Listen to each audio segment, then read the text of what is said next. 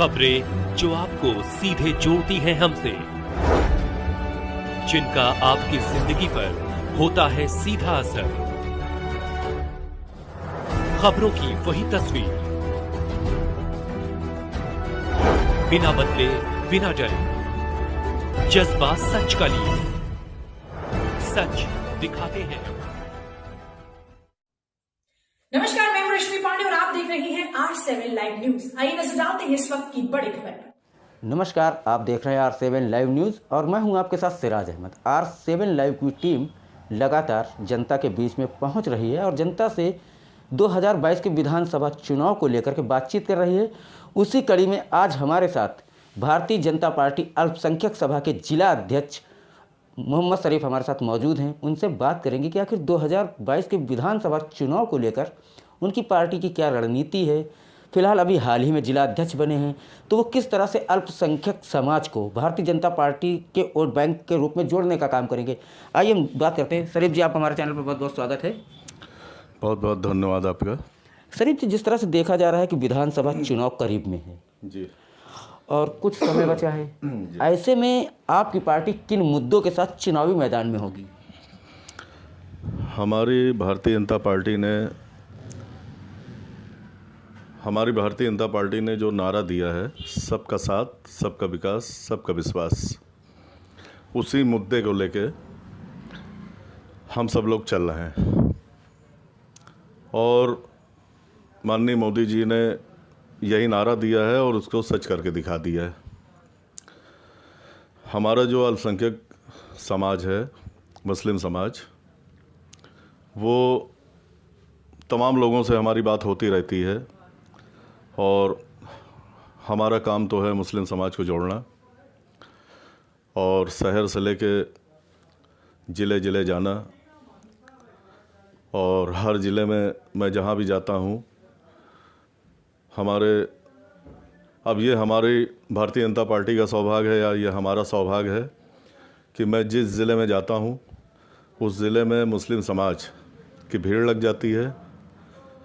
मैं 4 को बुलाता हूँ, 10 आते हैं, 10 को बुलाता हूँ, 25 आते हैं, ठीक है।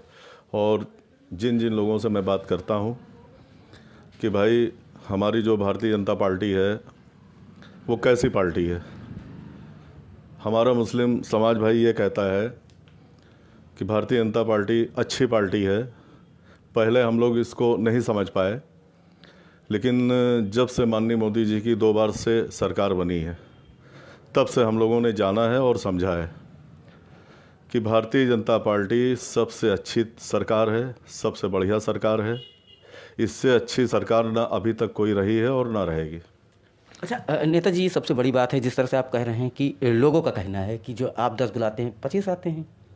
लोग कहते हैं कि अभी तक भारतीय जनता पार्टी को समझ नहीं पाए थे। तो आखिर जो मॉब लिंचिंग जैसी घटनाएं निकल करके सामने आती हैं, तो वो क्यों? वो असल में क्योंकि हमारी भारतीय जनता पार्टी नंबर 1 पे है, अपने काम को लेके, अपनी बात को लेके, अपने वादों को लेके। अब ये और इसके अलावा जितनी पार्टी हैं उनको ये सब अखर रहा है, उन लोगों को तकलीफ़ हो रही है। ये जैसे सपा है, बसपा है, कांग्रेस है, ठीक है, तो ये लोग विवाद फैलाने का काम कर रही हैं, ठीक है, हमारी पार्टी को बदनाम करने का काम कर रही हैं, क्योंकि उनको ये पता है कि अब हम लोगों को सत्ते में नहीं आना है।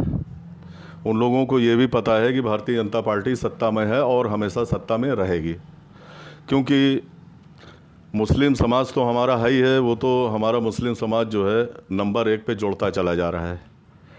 लाखों की तादाद में हमारा मुस्लिम भाई भारतीय जनता पार्टी में अब तक आ चुका है और लाखों की तादाद में मुस्लिम समाज जोड़ रहा है पार्टी में, ठीक है।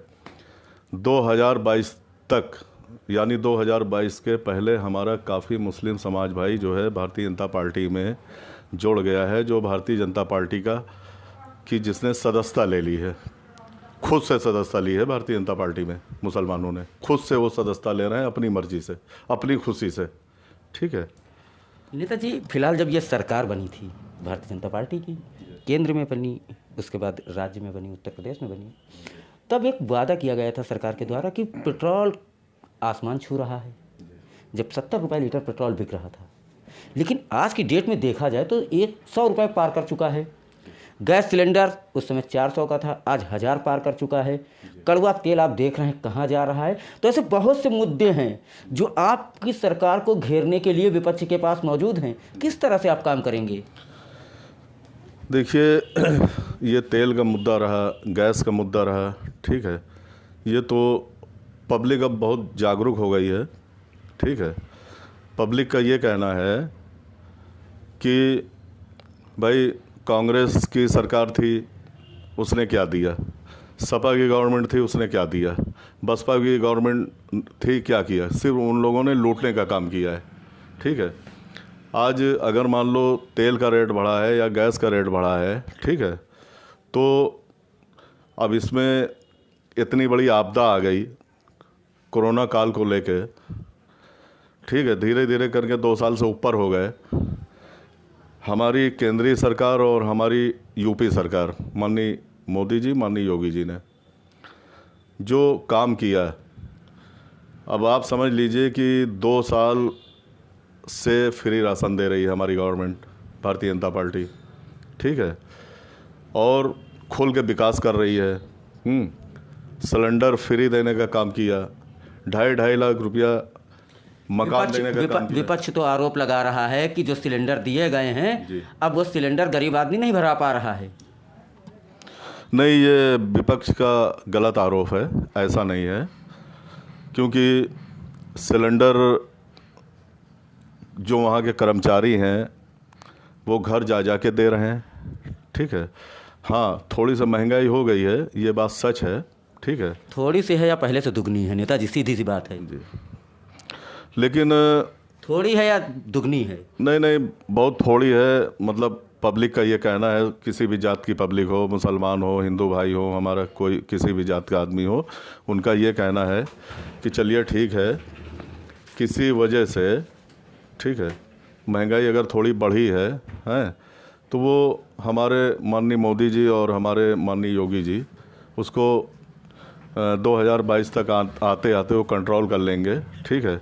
लेकिन जो भारतीय जनता पार्टी ने, जो माननीय मोदी जी ने और जो योगी जी ने किया है पब्लिक के लिए, उसका हम लोग धन्यवाद करते हैं भारतीय जनता पार्टी के लिए। और फ्री राशन दिया, 2.5 लाख रुपया फ्री मकान दिया है, जितनी भी सरकारी योजनाएं हैं विपक्ष का सीधा आरोप है कि जनता तक ये योजनाएं नहीं पहुंच पा रही। राशन दिया जा रहा है तो राशन से कितने दिन खाएगा परिवार? नहीं, ये विपक्ष का कहना गलत है, वो विपक्ष झूठ बोल रही है। भाई विपक्ष बता दे कि उन्होंने अपने काल में क्या किया। अखिलेश यादव तो कहते हैं कि हमने मेट्रो चलाई, अखिलेश यादव तो कहते हैं हम 108 लेके आए, अखिलेश यादव तो कहते हैं कि हमने नेशनल एक्सप्रेसवे बनवाया। तो विपक्ष तो कह रहा है। नहीं, अखिलेश यादव जी झूठ बोल रहे हैं, बिल्कुल सरासर झूठ बोल रहे हैं, ये गलत बात है। और पूरी पब्लिक, उत्तर प्रदेश से लेके पूरा हिंदुस्तान, पूरा भारत ये जानता है कि अखिलेश जी जो है झूठ बोल रहे हैं, गलत बोल रहे हैं, ऐसा कुछ नहीं है, ठीक है।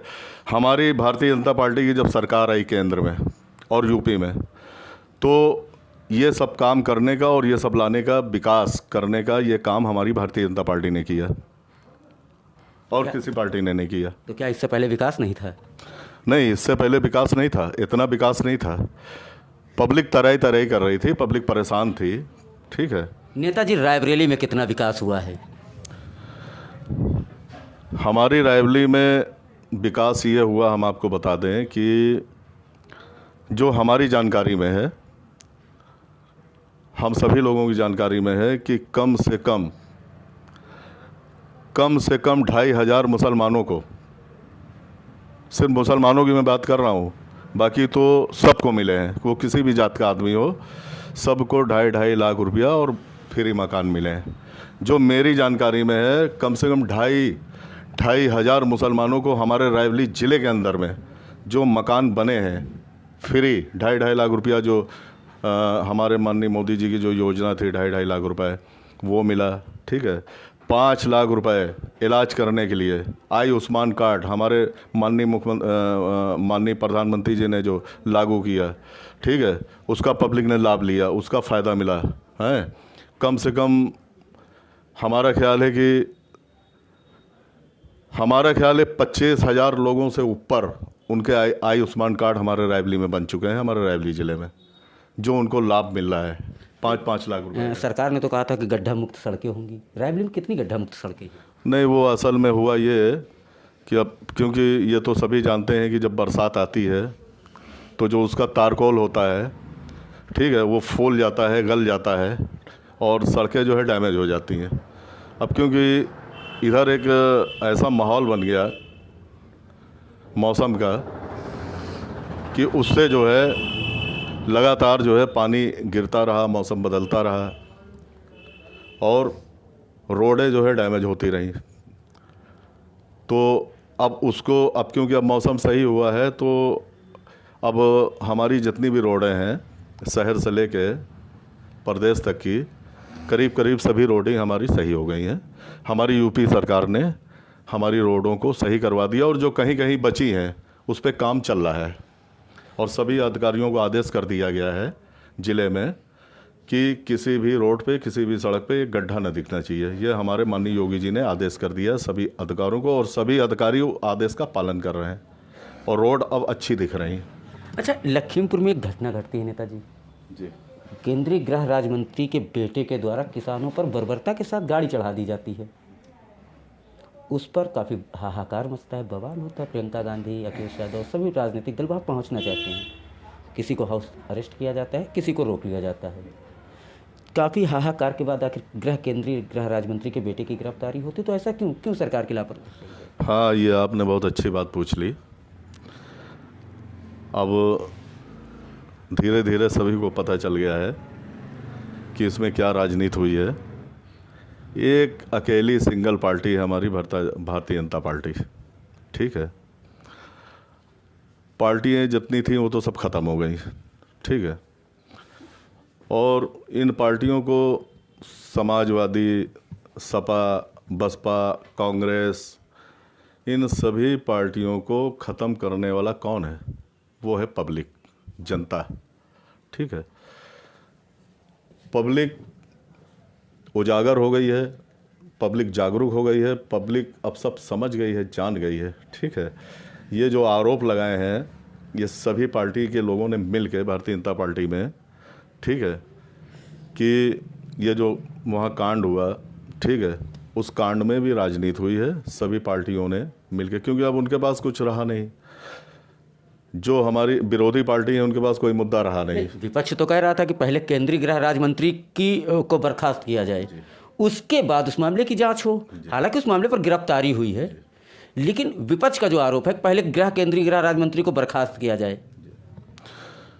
विपक्ष को इस मामले में लेकर हुस्काया गया है, ऐसा कुछ नहीं है, ठीक है। हमारी केंद्रीय सरकार और हमारे प्रदेश की सरकार ने तत्काल उस पर एक्शन लिया, उस पर कार्रवाई किया, ठीक है, और उनके लड़के को अरेस्ट किया, ठीक है। ईमानदारी से ये काम करके सरकार ने तुरंत दिखा दिया, क्योंकि हमारी भारतीय जनता पार्टी एक ऐसी पार्टी है, बहुत साफ़ सुथरी पार्टी है।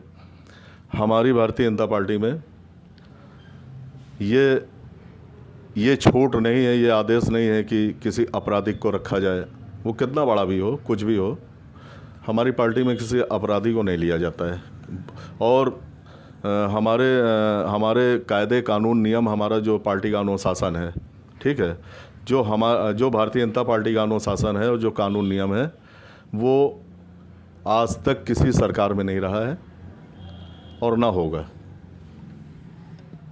ये थे हमारे साथ भारतीय जनता पार्टी अल्पसंख्यक सभा के जिला अध्यक्ष मोहम्मद शरीफ, जिन्होंने हमसे बात की और कहा कि भले ही 2021 में थोड़ा महंगाई बढ़ी हो, लेकिन 2022 आते आते महंगाई ज़रूर कम होगी। वहीं उन्होंने कहा कि विपक्ष के पास कोई मुद्दा नहीं रहा। फिलहाल देखने वाली बात अब ये होगी कि आखिर 2022 के विधानसभा चुनाव में किसके खाते में जीत आती है और किसके खाते में हार, कौन मुख्यमंत्री बनता है, कौन होता है निराश। कैमरा पर्सन गयास खान के साथ सिराज अहमद, रायबरेली।